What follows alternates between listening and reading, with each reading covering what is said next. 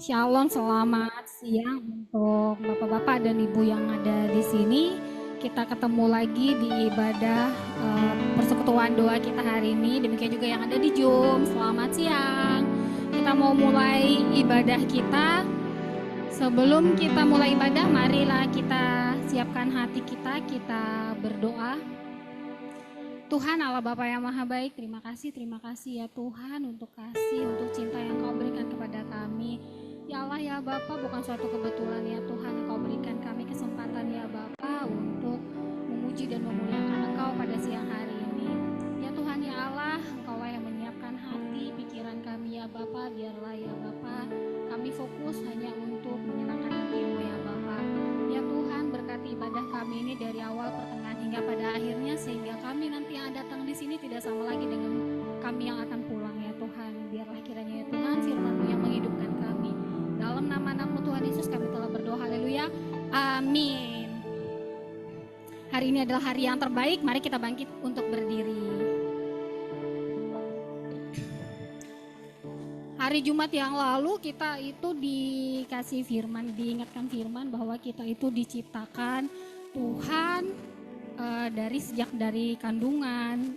Kita diciptakan sesuai dengan rancangannya dan Tuhan tidak pernah salah. Hari ini juga kita sudah dirancangkan Tuhan, hidup kita sudah dirancangkan Tuhan untuk kemuliaan Tuhan. Hidup kita pastinya ada harga, ada nilai. Hari ini kita akan dipimpin ibadah oleh Bapak Pendeta Jifki Priyatelna dengan Valuable Life. Kita buka ibadah kita bernyanyi hari yang terbaik. Hidupku ada di tangan-Mu, Kau beri rancangan yang terindah, tak hanya yang baik saja yang ku terima. Walau tubuhku diremukkan, walau tubuhku diremukkan, walau jiwaku terkoyakkan, Roh-Mu yang memberi penghentian, Roh-Mu yang memberi penghiburan. Akan ku pikul salibku, cukuplah kasih setiamu, ku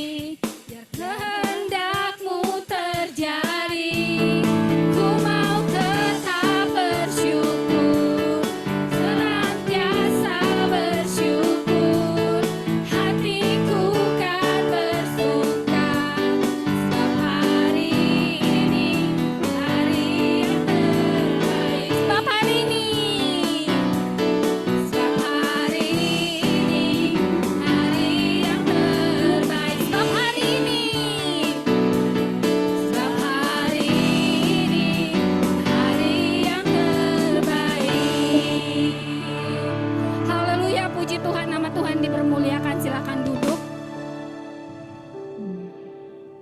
Bila kita melihat hidup kita, banyak hal yang kita sudah jalanin, tetapi kita yakin dan percaya setiap kita diciptakan Tuhan itu ada maknanya, ada harganya. Hidup kita itu sangat berharga, lebih berharga dari apa yang kita pikirkan. Setiap permasalahan yang ada juga datang dalam kehidupan kita itu untuk menguatkan kita, untuk nyata kuasa Allah dalam hidup kita.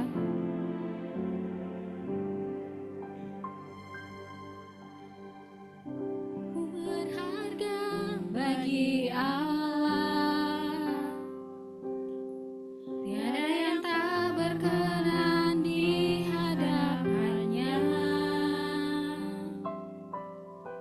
Dia ciptakan kau turut gambarnya, sungguh terlalu indah kau bagi Dia. Dia berikan kasih-Nya bagi kita.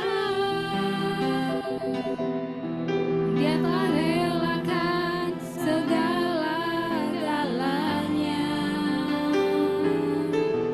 Dia disalib untuk tebus dosa kita.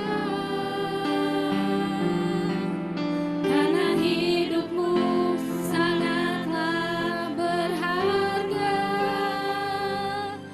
Buluh yang terkulai takkan dipatahkannya. Dia akan jadikan indah, sungguh lebih berharga. Sumbu yang telah pudar akan dipadamkannya. Dia akan jadikan terang untuk kemuliaan. Kita nyanyikan lagi lagu ini dari awal dengan segenap hati. Kita sadari bahwa Tuhan Yesus sangat menyayangi kita. Hidupku berharga bagi Allah, tiada yang tak berkenan di hadapannya. Dia ciptakan kau turut gambarnya. Dia ciptakan kau turut gambarnya. Sungguh terlalu indah kau bagi Dia.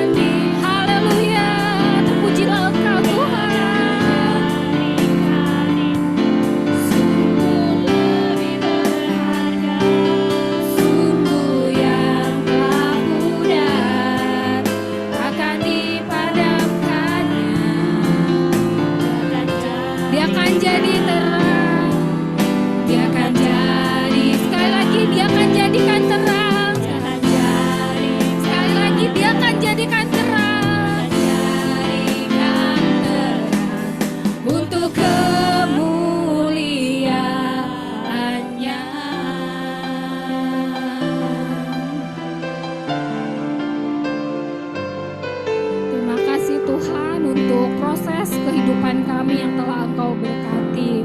Setiap hidup yang kita jalani ini adalah sebuah kesempatan. Hidup kita tidak, masa hidup kita di Mazmur 90 ayat 10, masa hidup kami 70 tahun dan jika kami kuat 80 tahun dan kebanggaannya adalah kesukaran dan penderitaan sebab berlalunya buru-buru dan kami melayang lenyap. Marilah setiap kehidupan kita ini kita lihat sebagai suatu kesempatan untuk memuliakan nama Tuhan. Biarlah setiap hidup kita ini untuk memuliakan nama Tuhan. Mari kita bangkit berdiri, hidup ini adalah kesempatan.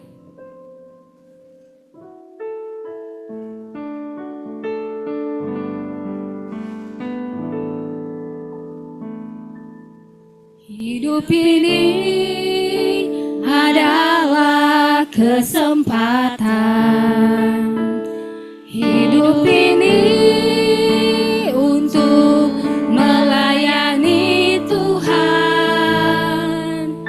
Jangan sia-siakan waktu yang Tuhan beri. Hidup ini hanya sementara.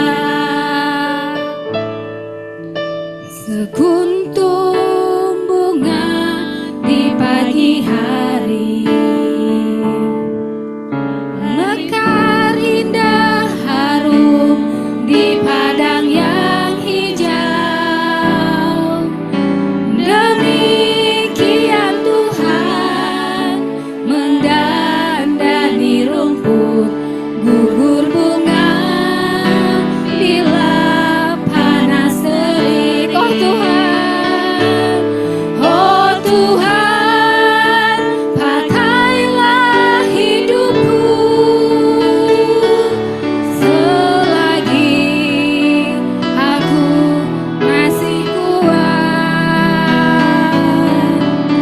Bila saatnya nanti ku tak berdaya lagi, hidup ini sudah jadi berkat. Oh Tuhan, oh Tuhan, pakailah hidupku selagi aku masih kuat.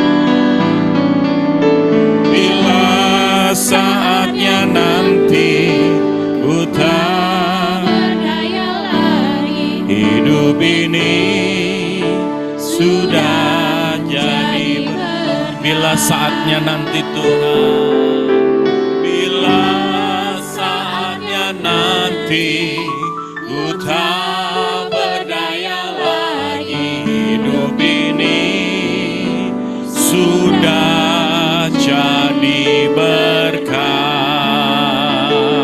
Terima kasih Tuhan, inilah niat kami, inilah keinginan kami. Kami terpakai sempurna, hidup kami Tuhan valuable buat Tuhan dan buat sesama kami. Bapakku, nyatakanlah kehendak-Mu, beritakanlah firman-Mu, nyatakanlah sabda-Mu. Pakailah hamba-Mu sebagai alat penabur. Telinga kami jadi telinga murid, hati jadi lahan yang baik ditanami kebenaran firman. Supaya kami bukan hanya cakap mempersembahkan mulut, lagu, ritual ibadah, tapi kami jadi orang-orang yang cakap mempersembahkan tubuh kami jadi persembahan hidup, kudus, berkenan kepada Tuhan. Dan biar itu jadi ibadah kami yang sejati. Ibadah kami gak terkurung di ruangan ini, ibadah kami gak terkurung di dimensi waktu ini, tetapi dimanapun kami berada, melalui tutur kata kami, disiplin kami, kebaikan hati kami, sopan santun kami beribadah kepada Tuhan. Terima kasih Bapa, berfirmanlah, kami siap untuk mendengarkannya. Di dalam nama Yesus Kristus Tuhan kami berdoa ucap syukur, yang siap diberkati katakan amin. Silakan duduk. Haleluya. Shalom. Shalom. Masih semangat? Iya, salam kiri kanan depan belakang bilang Indonesia baik-baik aja. Amin saudara. Di handphone Anda udah terlalu sering mampir ke Indonesia sedang tidak Iya, Indonesia akan baik-baik saja. Amin. Yang percaya boleh angkat tangan. Iya, salam kanan kiri lagi bilang tergantung lu. Lu iya, baik-baik atau enggak bukan tergantung pemerintah, tergantung Anda. Amin, saudara. Tergantung anak Tuhannya. Anda ngerti nggak sih maksud saya? Amin.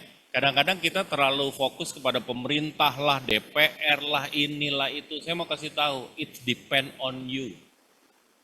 Bagaimana Anda berdoa. Kadang-kadang kita cuma pintar mengutuki, kita pintar mengkritisi, tetapi kita nggak pernah berdoa untuk bangsa kita. Pemerintah itu ada, ya kan, bukan sebuah kebetulan. Pemerintah itu ada, firman Tuhan katakan Roma 13, itu berasal dari Tuhan. Tidak ada pemerintah yang tidak berasal dari Tuhan, walaupun Anda tidak pilih. Amin, saudara? Amin. Tugas Anda apa? Kalau selesai pemilu, udah berdoa buat mereka. Biar ada hikmat Tuhan. Amin, saudara? Amin. Iya, kalau lagi Anda berdoa, iblis kasih picture yang enggak supaya Anda berhenti berdoa. Tapi saya mau kasih tahu, apapun picture-nya tetap berdoa untuk bangsa. Setuju? Iya, salam kanan kiri lagi.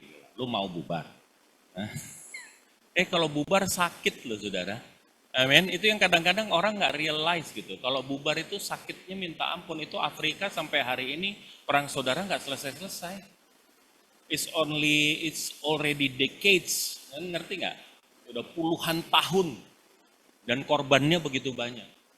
Amin, saudara. Makanya hari ini saya mau kita lebih fokus kepada apa yang ada dalam hidup kita. Are you valuable enough untuk bangsa negara ini? Are you valuable enough di dalam hidup ini? Kita buka di dalam Mazmur pasal 90 ayat yang ke-10. Ini sebagai, kalau buat saya ayat ini namanya fakta kehidupan.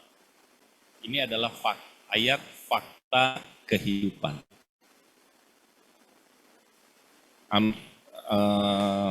Mazmur 90 ayat yang ke-10. Ya, kita baca apa katanya? Masa hidup kami 70 tahun dan jika kami kuat 80 tahun. Stop sampai di situ. Fakta kehidupan yang pertama apa? Boleh nggak kiri kanan pegang dulu tangannya? Pegang tangan sebelahmu. Salamin dia, salamin, pegang dulu, pegang. Nggak usah dikecup, pegang. Pegang aja, pegang. Lihat dia, bilang gini, hidup terbatas bro. Gitu. Mau 70, mau 80 tahun, faktanya adalah limited. Amin, saudara? Amin. Iya, Anda dapat jatah 80 tahun, bagus. Ada yang cuma dapat jatah 30 tahun. Ada yang cuma dapat jatah 12 tahun. Tapi intinya adalah apa? Limited. Maka jangan cintai dunia ini seolah-olah engkau akan memiliki selamanya. Lo kalau datang ke mana? Ke mall, saya mau kasih tahu, Anda lupa bahwa hidupmu itu limited. Maka firman Tuhan nggak salah bilang lebih baik ke rumah duka daripada ke rumah pesta. Kalau Anda udah masuk rumah duka, baru Anda sadar, iya ya, ternyata rumah masa depan gue cuma 2 kali 1 kali 2. Itu kalau mayatnya ketemu, ya enggak? Kalau bubar di laut, nggak ada lagi. Saya mau kasih tahu, ayat ini bilang hidupmu itu limited. Amin, saudara? Amin. Yes. Yang berikutnya kita baca, apa katanya? Dan kebanggaannya adalah kesukaran dan penderitaan sebab apa? Berlalunya buru-buru dan kami melayang lenyap. Fakta kehidupan yang kedua apa? Hidup itu bukan soal panjang pendek umur Anda. Hidup itu soal bernilai atau tidak Anda. Amin, saudara. Kebanggaannya adalah kesukaran dan penderitaan. Orang yang kebanggaannya kesukaran dan penderitaan, dia orang yang membangun sesuatu di dalam kehidupannya. Dan orang-orang ini valuable. Untuk jadi baik itu nggak gampang. Untuk jadi berkat itu tidak mudah. Amin. Amin. Emangnya kalau Anda jadi berkat orang pasti puji saudara? Enggak. Kalau Anda cari kredit dari manusia, engkau akan kecewa. Believe me. Amin. Amin. Tetapi biarlah kebanggaan kita adalah kesukaran dan penderitaan. Orang yang nggak ada scratch-nya, Anda kalau nonton film Rambo, masih inget nggak film Rambo? Atau ada yang nggak pernah nonton? Hah? Kalau generasi-generasi saya itu film yang luar biasa itu. Sampai orang ada yang bilang, waduh ini apa bioskop penipu. Bioskop penipu. Keluar dari bioskop dia bilang, ah bohong ini. Kenapa? Karena dia nontonnya hari Minggu. Hari Minggu itu dulu matinee show namanya, iya kan? Matinee show. Itu kalau dibaca sama orang Jawa matine gitu. Iya kan gitu. Matine Rambo. Rambonya nggak mati, saudara. Begitu keluar waduh tipu gue. Gue pikir Rambonya mati. Bapak Ibu yang dikasih Tuhan. Anda lihat nggak film itu? Anda lihat deh film-film yang genrenya itu heroik. Selalu ada scene di mana si jagoan itu buka baju. Iya nggak? Apa yang diperlihatkan dari baju itu? Ya, apa dari dia buka baju? Apa? Ada bekas tembakan, ada bekas siksaan, ya enggak? Itu jadi itu membuktikan bahwa dia emang jago. Itu membuktikan dia adalah orang yang memang betul-betul, amin, saudara? Ya kan? Coba kalau wah Rambo pakai ban bawa senjata begitu dibuka kayak penyanyi Korea, lu mulus-mulus gitu. Kira-kira gimana? Lu percaya nggak kalau dia jagoan? Lu percaya nggak kalau dia itu jantan? Enggak, ya enggak. Ini bisa nanti menjelma tiba-tiba jadi pindah tuh. Apa yang dikasih Tuhan? Valuable itu menjadi kunci. Anda boleh hidup panjang, tapi kalau Anda nggak valuable buat apa? Buat apa? Makanya orang sering bilang gini sama saya, Pak Zifki, kenapa ya kalau orang baik itu cepat dipanggil Tuhan? Sebetulnya sama aja. Nggak cepat dipanggil Tuhan juga. Cuman kalau Anda berinteraksi hidup dengan orang baik, rasanya itu 10 tahun itu kayak 2 minggu. Cepat sekali berlalu. Amin. Amin. Amin. Iya, kok ya ampun kok dia udah pergi gitu. Padahal dia sangat menyenangkan, dia sangat bernilai, dia membantu saya selama ini. Ngerti maksud saya? Tapi kalau orang itu nyebelin, itu rasanya panjang banget nih usianya. Lo sampai berdoa, Tuhan kapan nih orang matinya ya? Gila tuh orang yang gak mati-mati. Amin. Ngerti gak? Salam kanan kiri. Bilang, lu yang mana? Nggak, lo gak nyebelin tuh doa ini kapan matinya? Seminggu sama orang yang nyebelin itu kayaknya 20 tahun. Iya apa ya? Iya apa ya? Iya, colek kanan kiri. Bilang sama dia, makanya jangan suka salah cari jodoh. Amin.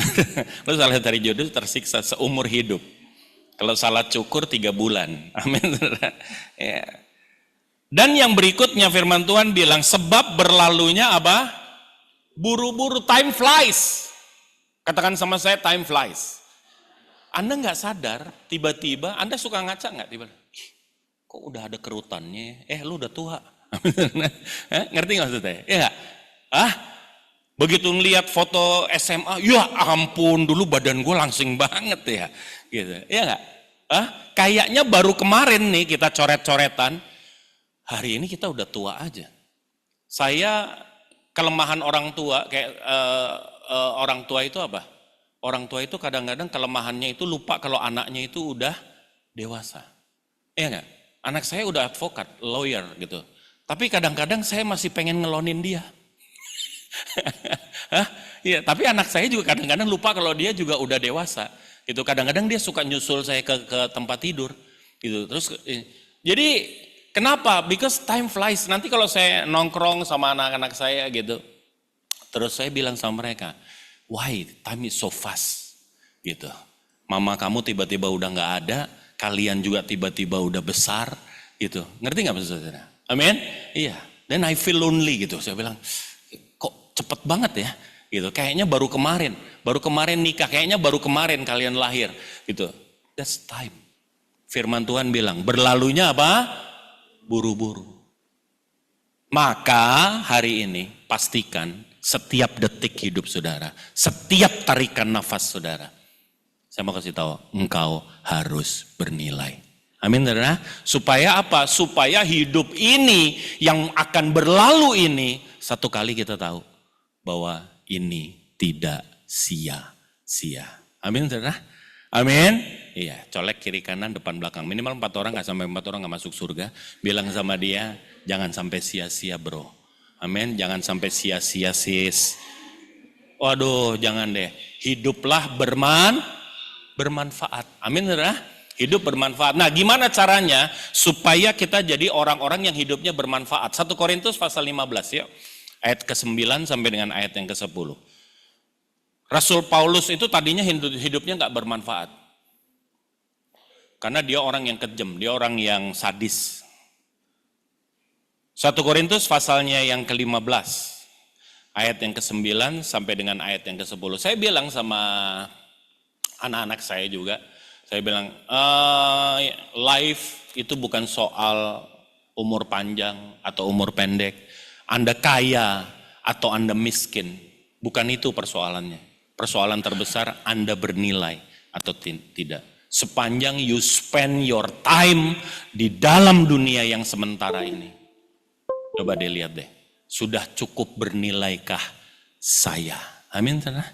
Amin. Gimana caranya supaya hidup kita bernilai? Yang pertama, 1 Korintus 15 ayat 9 sampai dengan ayatnya yang ke-10. Yuk kita baca sama-sama ya. 2, 3. Apa katanya?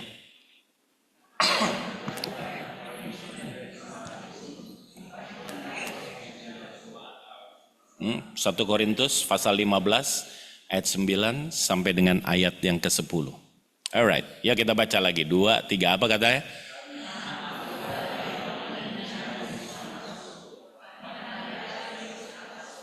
Sebab aku telah menganiaya, jemaat, nggak berharga hidupnya. Terusin. Tetapi oleh karena kasih karunia Allah, aku ada sebagaimana aku ada saat ini. Terus, dan kasih karunia tidak sia-sia melainkan apa? Orang lain. Tetapi bukannya aku melainkan apa? Kasih karunia yang pertama. Gimana orang itu bisa valuable? Kalau Anda menjadi orang-orang yang merasakan kasih Tuhan.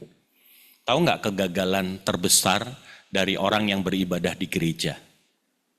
Mereka hanya datang di gereja, menjalankan ritual ibadah, tetapi mereka tidak merasakan kasih Tuhan.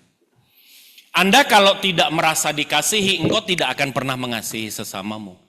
1 Yohanes 4 ayat 19 bilang, aku mengasihi karena Allah terlebih dahulu apa? Mengasihi aku. Pertanyaan besarnya adalah, do you feel that you are loved? Kalau engkau betul-betul merasakan bahwa saya sangat dicintai Tuhan, engkau nggak akan aneh-aneh dalam hidup. Amin, saudara? Amin. Dan engkau juga akan full of love, dan akhirnya Anda akan love itu akan Anda share kepada siapapun yang berjumpa dengan saudara.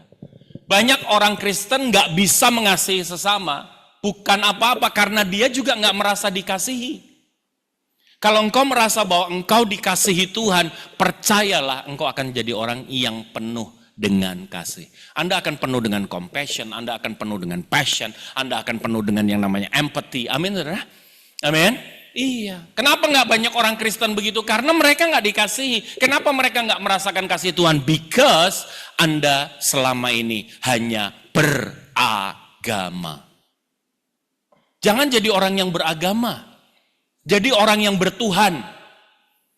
Supaya engkau yang namanya kekristenan itu it be your life, bukan sekedar agama.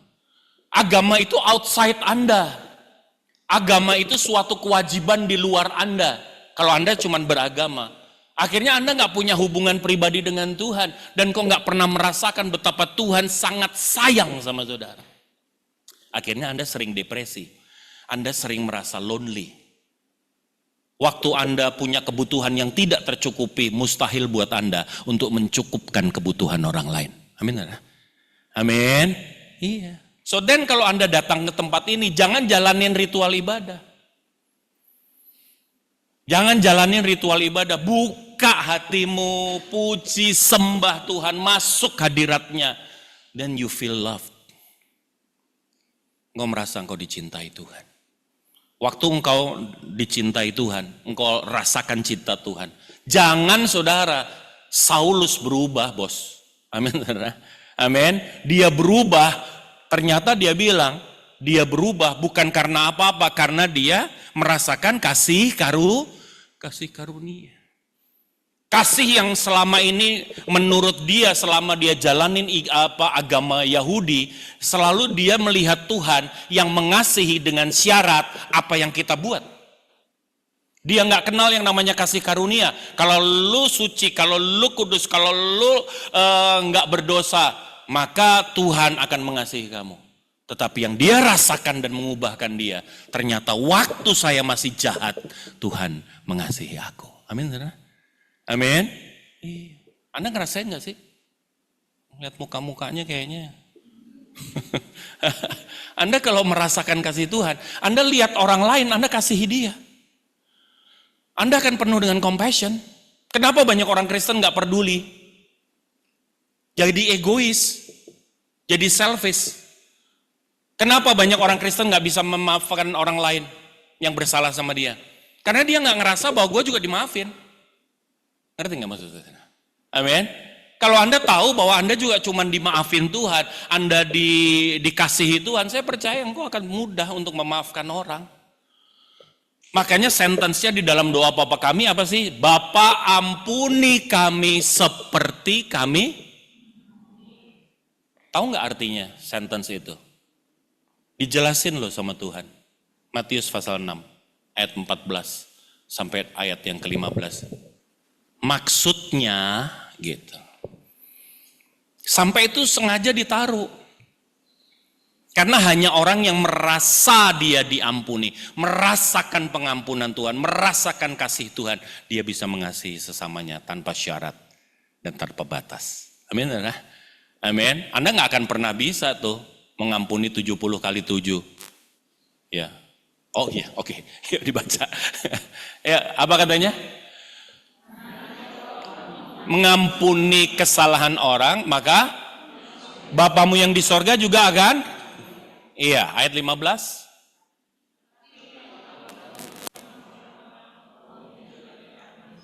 Coba ayat 15 diulangin, baca sambil lihat kiri kanannya. Pengampunan bukan pilihan, pengampunan itu keharusan. Karena waktu Anda bisa mengampuni, it means Anda tahu bahwa engkau merasakan pengampunan. Ini orang udah tiap minggu, tiap bulan paling tidak ambil perjamuan, tapi dia nggak bisa ngampunin orang lain. Terus apa arti perjamuan itu? Terus dia masih simpan dendam. Terus apa arti perjamuan itu? It's just a ritual yang nggak ada gunanya. Amin. Amin. Sebetulnya waktu kita perjamuan cuman satu. 1 Korintus 11 bilang apa? Apa yang kuteruskan kepadamu, aku terima dari Tuhan bahwa waktu malam sebelum dia diserahkan, dia mengambil roti, dia mengucap syukur, dan dia memecah-mecahkannya. Seraya dia berkata apa? Inilah tubuhku yang terpecah bagi kamu. Perhatikan, perbuatlah ini menjadi apa? Peringatan akan aku. Gak ada yang namanya perjamuan buat kesembuhan, itu gak ada. Itu firman Tuhan. Nggak ada itu Bapak Ibu. Nggak ada itu. Nggak ada anggur itu untuk kesembuhan, nggak ada. Cuman satu perintahnya, jadikan ini peringatan akan aku. Supaya Anda nggak selfish. Supaya Anda belajar untuk apa? Untuk melihat kasih Tuhan terhadap Anda dan saya. Saya bingung sama orang yang makan perjamuan. Paling enggak sebulan sekali, ada yang setiap minggu, ada yang setiap ibadah perjamuan. Tapi begitu keluar dari gereja, compassion-nya enggak ada. Passion-nya enggak ada. Dia lihat orang lain kesusahan, kesulitan, berkekurangan, dia bisa diem. Dia bisa naik mobil mewah dan dia cuma lihat, oh, kasihan. No action at all. Kenapa sih? Karena orang itu tidak merasakan betapa Tuhan mengasihi dia. Amin, saudara. Amin. Hidup saya nggak bagus. 98 saya bertobat. 98 saya bertobat. Sebelum 98 sampah. Gitu. Maka saya kalau lihat mimbar, saya lihat kasih Tuhan. Saya lihat mimbar. Saya lihat betapa Tuhan sangat menghormati saya. Dan Tuhan menerima saya apa adanya. Amin, saudara. Itu yang membuat hati saya full of compassion. Saya nggak bisa lihat orang susah. Saya nggak bisa lihat orang yang menderita. Saya nggak bisa. Kenapa? Karena saya tahu aku pun sangat dikasihi oleh Tuhan. Amin, saudara. Amin. Salam kanan kiri bilang. Lu jangan amin-amin aja. Gampang kalau amin itu, saudara. Yang kedua, bagaimana caranya supaya hidupmu bermanfaat, bernilai. Matius yuk pasal yang ke-6. Ini prinsip, ini konsep dalam berpikir. Selama konsep berpikirmu bahwa aku adalah sebagaimana aku, dan aku hidup tanpa pertolongan, tanpa kasih, tanpa pengampunan, ya Anda akan jadi orang yang egois. Itu udah pasti. Itu udah pasti. Yang kedua, konsep berpikirnya apa? Matius 6 ayat 31. Yuk kita baca. 2, 3. Apa katanya? Iya, sebab itu janganlah kamu khawatir dan berkata, apakah yang akan kami makan, apakah yang akan kami terus kami pakai. Ini kebutuhan hidup. Firman Tuhan bilang gini, kamu jangan khawatir. Ayat yang ke-32 bilang apa? Nih perhatiin ya, semua itu tuh maksudnya apa? Apa yang dimakan, minum, pakai. Kebutuhan hidup dicari oleh orang yang tidak mengenal Allah. Jadi kalau Anda, Mami mau kemana Mi? Ya cari makan lah buat ngempanin lu. Itu Mami yang tidak kenal Allah. Amin, saudara. Bapak kalau ditanyain begitu sama. Bapak cari makan. Itu Bapak yang tidak mengenal. Iya. Loh karena Tuhan Yesus yang ngomong bukan saya. Ini konsep berpikir. Konsepnya jangan salah, lo gak akan pernah bernilai kalau Anda cari makan guys, dalam hidup. Kenapa? Karena konsepnya kalau di dalam kekristenan, makanmu disediakan oleh gembalamu. Jadi yang di depan apa, yang dikejar apa? Cari kehendak Tuhan. Di dalam pekerjaanmu, di dalam profesimu, di dalam usahamu, cari kehendak Tuhan di situ. Kan kita gak pernah pikir, Tuhan, aku hari ini ada di tempat ini, jadi seperti posisiku hari ini, pernah tanya nggak Tuhan mau apa? Enggak. Kita dijebak dari profesiku ini. Aku cari makan. Akhirnya apa? Orang itu nggak bisa bernilai, karena orang yang cari makan akan selalu tanya, apa yang gua dapat, instead of apa yang saya kontribusikan. Ya nggak? Iya. Akhirnya apa? Ngelihat pekerjaan itu cuman mana gaji lebih gede aja. Itu orang yang gak bernilai. Kalau engkau mau jadi orang yang bernilai, cari kehendak Tuhan. Yang namanya gaji, yang namanya upah, itu nanti Tuhan yang setting. Tuhan akan sediakan. Kita lompat ke Kolose pasal yang ketiga, ayat yang ke-23, 24. Jangan cari makan. Anda kalau udah cari makan, Anda nggak valuable. Anda melihat orang ini patut dihormati atau enggak saja, Anda lihat dari apa yang dia pakai. Anda lihat siapa dia, menghasilkan keuntungan nggak buat gua. Kalau nggak menghasilkan keuntungan, kalau dia bukan siapa-siapa, kalau dia cuman staff, kayaknya buat saya nggak pantas untuk dihormati. Itulah manusia-manusia pencari makan. Mohon maaf, jangan marah. Ini Tuhan Yesus yang ngomong. Yuk kita baca.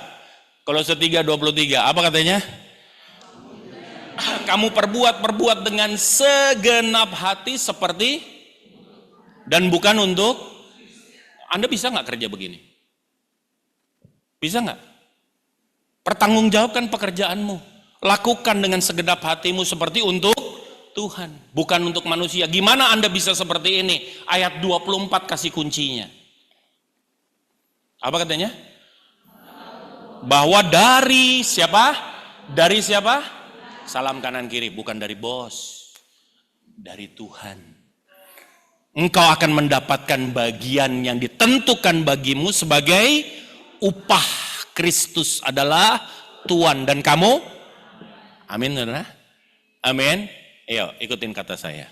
Ikutin kata-kata saya. Jangan cari gaji gede.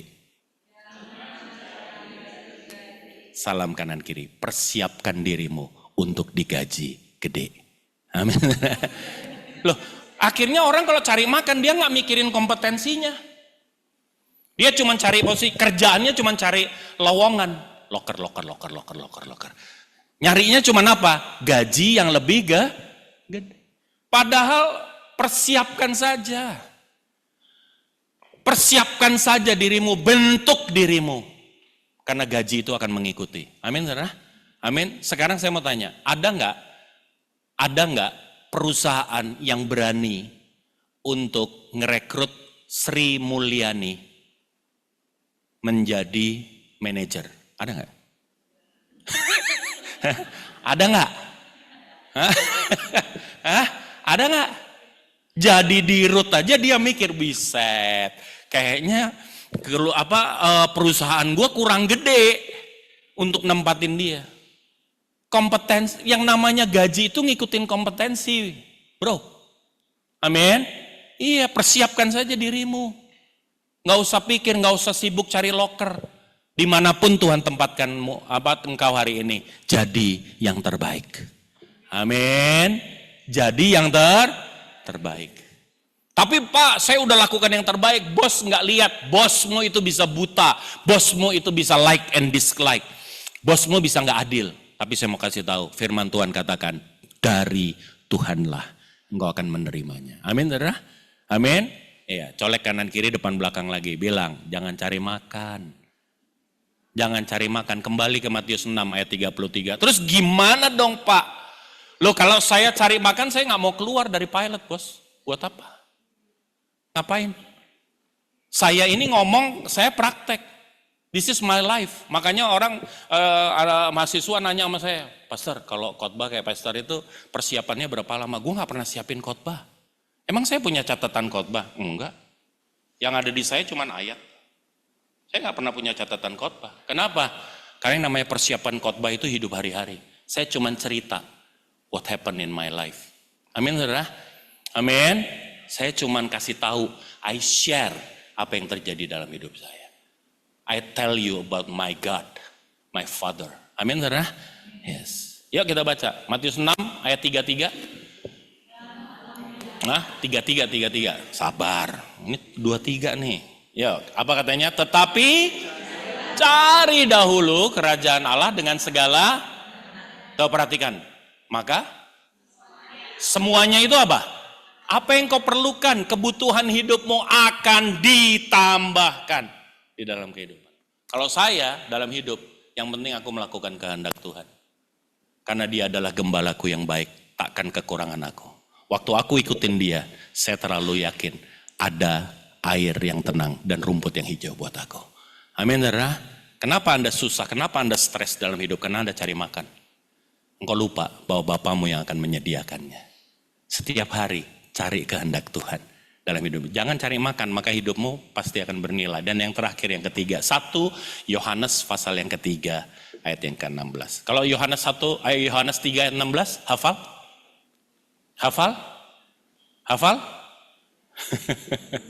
Apa emang? Karena begitu besar kasih Allah akan dunia ini, sehingga dia telah mengaruniakan anaknya yang tunggal, supaya barang siapa percaya tidak binasa melainkan. Amin. Oke, sekarang saya kasih angka 1 di depan. 1 Yohanes 3 ayat 16. Mudah-mudahan Anda masih bisa amin. Yuk kita baca. 2, 3. Apa katanya? Demikianlah kita ketahui kasih Kristus, yaitu bahwa dia telah menyerahkan nyawanya untuk kita. Jadi, apa katanya? Kita pun apa? Salam kiri kanan bilang, ini wajib nih. Ini wajib nih. Amin, saudara. Bukan sunnah, bukan makruh nih, apa? Wajib. Amin, saudara. Wajib. Wajib apa? Menyerahkan nyawa kita untuk.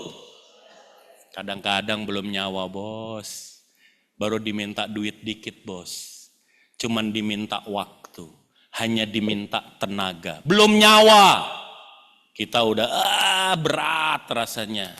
Diskusinya perpuluhan masih berlaku atau enggak, itu diskusi orang pelit. Karena kalau buat saya, Perpuluhan memang udah nggak ada karena kita segenap hati, segenap hidup. Amin, saudara? Iya. Udah nggak ada lagi aturan perpuluhan itu minimal itu. Kalau perpuluhan aja udah nggak rela, boro-boro yang namanya hidup. Amin, saudara? Emang kasih tahu. Apa yang ketiga? Gimana caranya hidupmu bernilai? Pola pikirmu harus engkau rela berkorban. Amin. Yang satu, rasakan kasih Tuhan. Buka hatimu, terima kasih itu. Pasti dia akan mengubahkan engkau. Yang kedua, sepengalaman saya, jangan cari makan. Engkau pasti hidupmu bernilai. Amin. Cari kehendak Tuhan. Cari kehendak Tuhan. Orang yang cari makan, even pendeta kalau udah cari makan, pasti nggak bernilai. Kenapa? Dia akan lihat ini pelayanan PK gede atau PK kecil. Ini pelayanan mega church atau just church. Pasti itu. Pasti. Nanti kalau bentrok jadwal antara gereja kecil dan gereja besar, maka gereja besar yang akan menang. Even hamba Tuhan akan seperti itu kalau cari makan. Amin, saudara? Amin. Iya. Kalau donatur ulang tahun, gembala yang berdoa dan melayani. Kalau bukan donatur, guru sekolah minggu.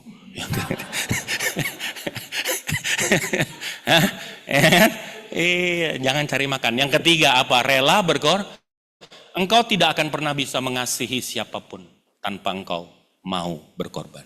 If you love someone, you need to sacrifice. Betul? Jesus love us. Buktinya apa? Dia sacrifice. Maka kita tahu pasti bahwa dia sangat mengasihi kita. Amin, saudara. Cerita Romeo and Juliet, kenapa? Karena ada pengorbanan. Anda mencintai seseorang, engkau perlu berkorban. Kadang-kadang Anda menyayangi anak Anda perlu berkorban. Apa? Perasaan, ya, harga diri. Kadang-kadang anak juga suka nggak tahu diri, ya kan? Mertua juga sama, ya kan? Makanya banyak orang bilang, Tuhan, aku pengen seperti Hawa. Kenapa? Nggak punya mertua. Hawa itu sangat diinginkan sama banyak wanita. Kenapa? Karena dia tidak punya dan tidak punya saudara ipar. Guys, hari ini biarlah hidupmu bernilai. Amin, saudara. Amin. Bernilai buat Tuhan, bernilai buat sesama, supaya hidupmu dalam dunia nggak sia-sia, tetapi engkau membangun sesuatu. Mudah nggak?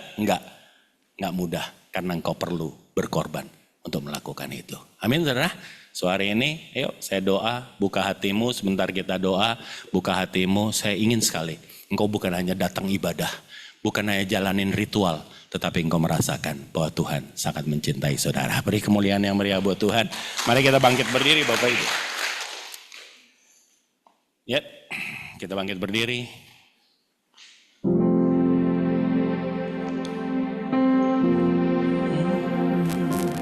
Menyenangkanmu, senangkanmu, hanya itu kerinduanku.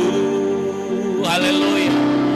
Menyenangkanmu, senangkan hatimu, hanya itu kerinduan. Sekali lagi katakan, jadikan lagu ini doamu, bilang haleluya, amin. Senangkanmu, hanya itu kerinduanku. Menyenangkanmu, senangkan hatimu, hanya itu kerinduan, hanya itu kerinduan, hanya itu kerinduan, hanya itu Tuhan, hanya itu kerinduan. Lalu ya Bapa, Hamba-Mu berdoa meletakkan umat-Mu ke dalam tangan kuat kuasa-Mu. Gak ada satupun Tuhan Engkau lalukan dari kasih-Mu, jamah dan lawatlah mereka. Aku tahu kasih-Mu itu yang akan mengubahkan mereka. Hamba berdoa hari ini Tuhan, biarlah kesadaran akan penyediaan Tuhan itu ada juga atas mereka. Dan lebih daripada itu, kesediaan untuk berkorban itu menjadi bagian di dalam hati mereka. Hamba berdoa, menyerahkan, meletakkan umat-Mu ke dalam tangan kuat kuasa-Mu. Kemanapun Kau utus mereka, jadilah mereka berkat. Di dalam nama Yesus Kristus Tuhan kami berdoa, ucap syukur, umat percaya diberkati, katakan amin. Beri kemuliaan yang meriah buat Tuhan.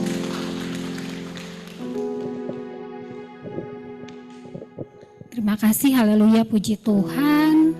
Pengumuman, silakan duduk. Terima kasih untuk ibadah hari ini, untuk Bapak Pendeta. Terima kasih untuk firman Tuhannya, untuk pemusik, untuk singer, manajer floor, PIC konsumsi semuanya. Terima kasih, dan juga untuk jemaat-jemaat yang sudah hadir. Kita ketemu lagi nanti di minggu depan. Minggu depan kita ibadah seperti biasa. Di sini akan dilayani oleh Bapak Pendeta Antonio Yusuf. Kemudian untuk persembahan seperti biasa bisa melalui rekening BCA dan atau juga lewat kotak persembahan di belakang. Sebelum ibadah kita ditutup, mari kita bangkit berdiri. Semua baik, kita akan nyanyikan. Nanti ibadah akan ditutup oleh Bapak. Semua baik, semua baik. Apa yang telah Kau perbuat di dalam hidupku. Semua baik, sungguh terang baik. Kau jadikan hidupku. Sekali lagi, semua baik. Semua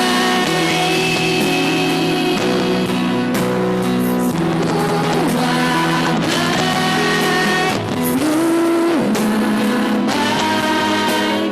Apa yang telah Kau perbuat di dalam hidupku.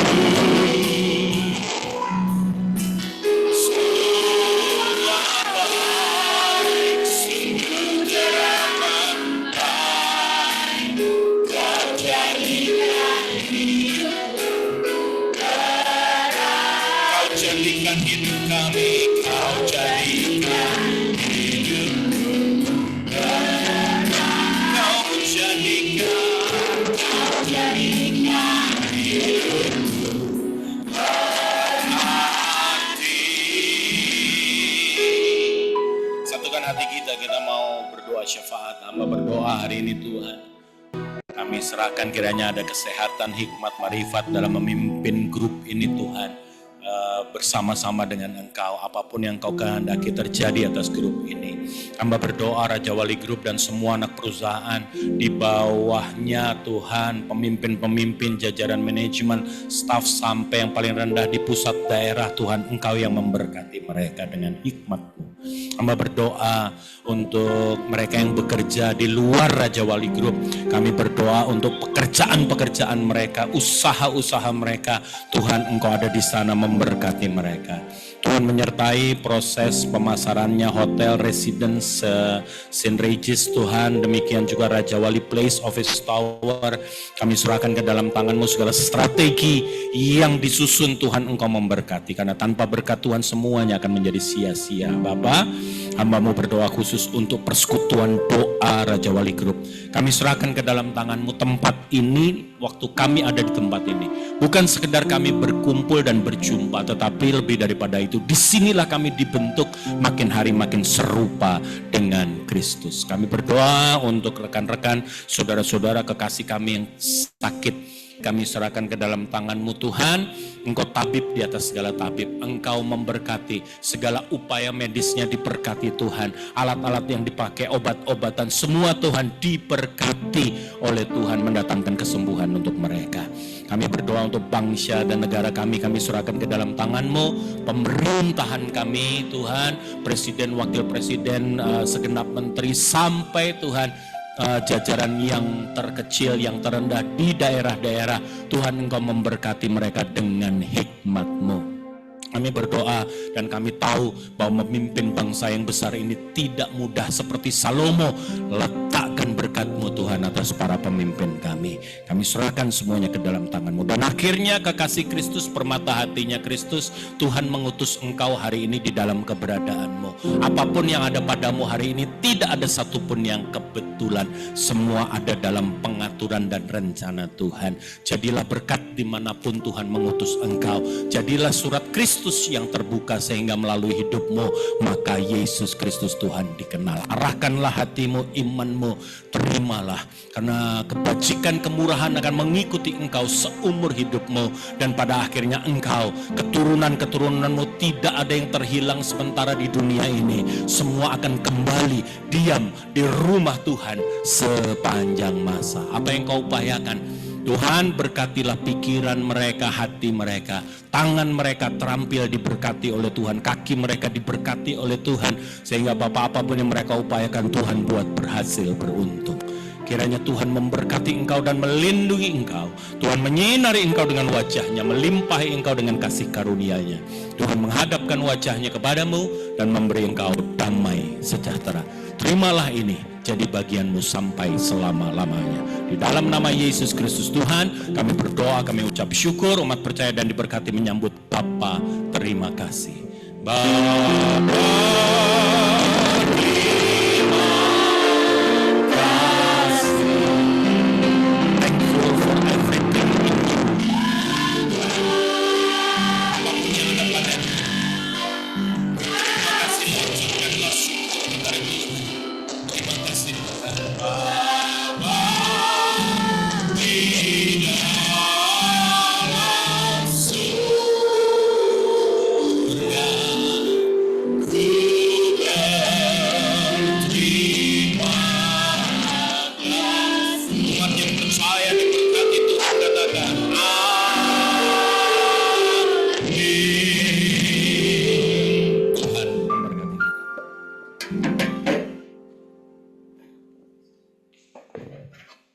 Saat teduh.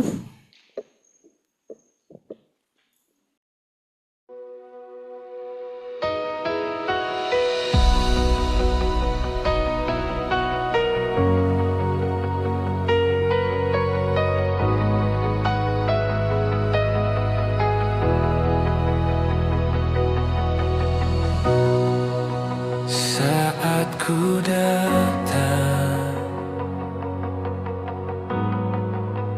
di hadapanmu, ku angkat tanganku menyembah.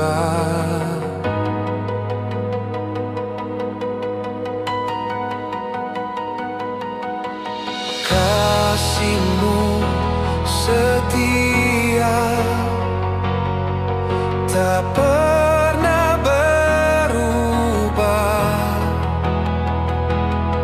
sumber hidupku selamanya.